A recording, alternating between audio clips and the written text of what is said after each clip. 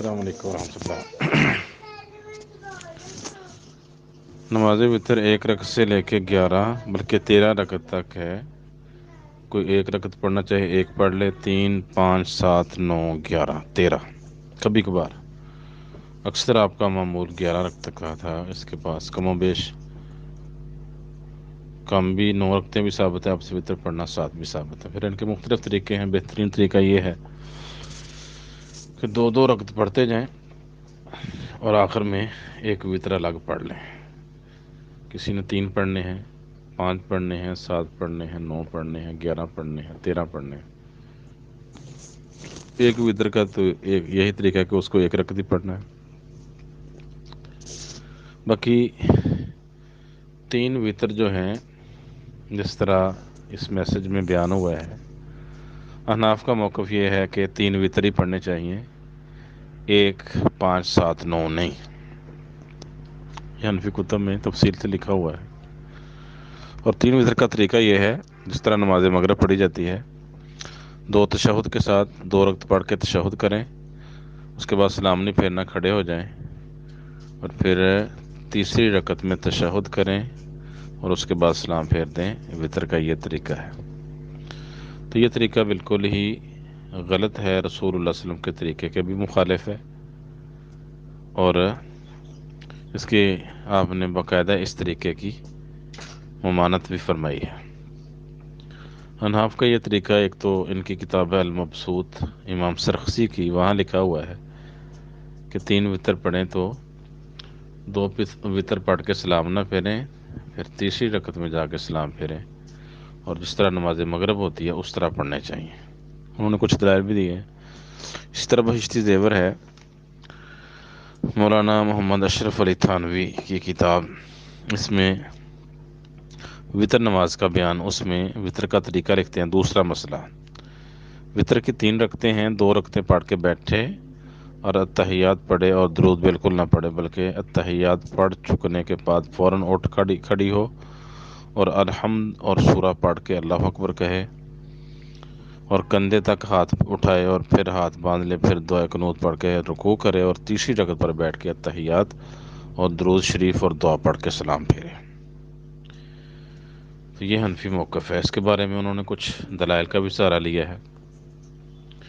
ایک تو موقوف روایت ہے عبداللہ بن مسعود سے، موطا مالک، یہ محمد بن حسن شیبانی کی روایت سے 262 نمبر روایت ہے۔ مصنف ابن ابی شیبہ میں روایت نمبر 6715۔ اس طرح یہ روایت مصنف عبدالرزاق میں بھی ہے۔ عبداللہ بن مسعود رضی اللہ تعالیٰ عنہ نے بیان کیا، الوتر ثلاث کا صلاۃ المغرب وتر النہار، وتر نماز مغرب کی طرح کی 3 رکعت نماز ہے۔ مغرب دن کا وتر ہے اور دوسرے وتر مغرب کی طرح ہی ہیں۔ تو ان الفاظ سے یہ استدلال کرتے ہیں کہ جس طرح نماز مغرب میں 2 تشہد ہوتے ہیں، اسی طرح وتر میں بھی 2 تشہد ہوں گے۔ لیکن یہ روایت ضعیف ہے، اس میں سلیمان بن مہران العامش مدلس راوی ہے، ان کی تدلیس ہے، اس وجہ سے یہ روایت ہے۔ اسی طرح ابن جوزی رحمہ اللہ کی کتاب ہے التحقیق فی مسائل الخلاف، اس میں انہوں نے 2 روایتیں پیش کی ہیں اس مفہوم کی۔ ایک روایت 667 نمبر ہے، عبداللہ بن مسعود رضی اللہ تعالیٰ عنہ بیان کرتے ہیں کہ رسول اللہ صلی اللہ علیہ وسلم نے فرمایا، وتر اللیل کا وتر النہار صلاۃ المغرب، رات کا وتر دن کے وتر یعنی نماز مغرب کی طرح ہی ہے۔ تو امام ذہبی رحمہ اللہ نے ان پر جو ہے تحقیق کی ہے، تنقیح تحقیق للذہبی اس نام سے۔ تو انہوں نے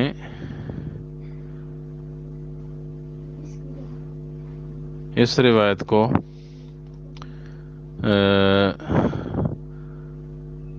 ضعیف قرار دیا ہے، کہا اس میں یحییٰ بن زکریا بن ابی الحواجب یہ کمزور راوی ہے۔ دوسرا، اس میں عامش کی تدلیس بھی ہے، اس لیے یہ روایت بھی صحیح نہیں۔ تحقیق المسائل فی مسائل الخلاف میں ابن جوزی رحمہ اللہ نے دوسری دلیل ان کی احناف کی پیش کی ہے، 668 نمبر روایت ہے۔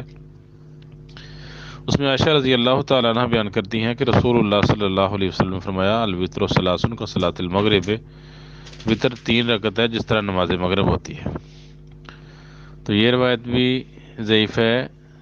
تنقیح التحقیق امام ذہبی کی کتاب ہے، اس میں امام ذہبی رحمہ اللہ نے اس روایت کو بھی کمزور قرار دیا، ضعیف قرار دیا ہے۔ اس میں اسماعیل بن مسلم ضعیف راوی ہیں، حسن بصری کی تدلیس ہے، اور سعد بن ہشام بھی ضعیف راوی ہیں۔ اس لیے اس مفہوم کی نہ کوئی مرفوع روایت سے ہی ہے نہ موقوف۔ تو احناف کا یہ موقف جن دلائل سے استدلال کرتے ہیں وہ استدلال ہی ٹھیک نہیں بنتا۔ اس کے برعکس رسول اللہ صلی اللہ علیہ وسلم نے 3 رکعت وطر اس انداز سے کہ اس میں مغرب کی مشابہت ہو، اس طرح 3 وطر نماز پڑھنے سے منع کیا ہے۔ مطلب 3 وطر پڑھ سکتے ہیں۔ حافظ ابن حجر رحمہ اللہ نے فتح الباری میں، علامہ البانی رحمہ اللہ نے صلاۃ التراویح ان کی کتاب ہے، وہاں صراحت کی ہوئی ہے کہ 3 وطر پڑھیں، لیکن مغرب کی طرح نہیں 2 رکعت پڑھ کے سلام پھیر لے، پھر اس کے بعد 1 رکعت پڑھ لے، یہ تو طریقہ ٹھیک ہے۔ لیکن 1 رکعت کے ساتھ 3 رکعت میں اس طرح نماز کے 2 تشہد ہوں، ایک تشہد جس طرح مغرب کا تشہد کر کے کھڑے ہو گئے 2 رکعتوں کے بعد سلام پھیرے بغیر، پھر تیسری رکعت میں بیٹھ کے تشہد کر کے سلام پھیرنا، مغرب کی مشابہت، یہ ٹھیک نہیں۔ اور اس بارے میں رسول اللہ صلی اللہ علیہ وسلم سے مروی روایت ہے، مختصر قیام اللیل میں صفحہ نمبر 300، صحیح ابن حبان میں حدیث نمبر ہے 2429، سنن دار قطنی میں یہ روایت ہے، مستدرک حاکم میں رسول اللہ صلی اللہ علیہ وسلم کا فرمان ہے، ابو ہریرہ رضی اللہ تعالیٰ عنہ اس کے راوی ہیں، سند اس کی صحیح ہے۔ فرمایا سنن دار قطنی میں 1650 نمبر روایت ہے، لا تؤتروا بثلاث، 3 رکعت وطر نہ پڑھو، اوتروا بخمس او بسبع، 5 پڑھ لو یا 7 وطر پڑھ لو، ولا تشبہوا بصلاۃ المغرب، اور نماز مغرب کی مشابہت اختیار نہ کرو، مثلا اس طرح جس طرح مغرب پڑھی جاتی ہے اس طرح نماز وطر نہ پڑھو۔ یہ روایت تھی دار قطنی کی، سے ابن حبان میں بھی یہی الفاظ ہیں۔ تو مختصر قیام اللیل میں لا تؤتروا بثلاث تشبہوا بالمغرب، مغرب کی مشابہت کرتے ہوئے جس طرح اس کی مشابہت کرتے ہوئے 3 وطر نماز نہ پڑھو، کہ اس انداز سے پڑھا جائے جس طرح مغرب کی نماز پڑھی جاتی ہے، یہ طریقہ ٹھیک نہیں، بلکہ 5 وطر پڑھ لو، 7 پڑھ لو، 9 پڑھ لو یا 11 پڑھ لو۔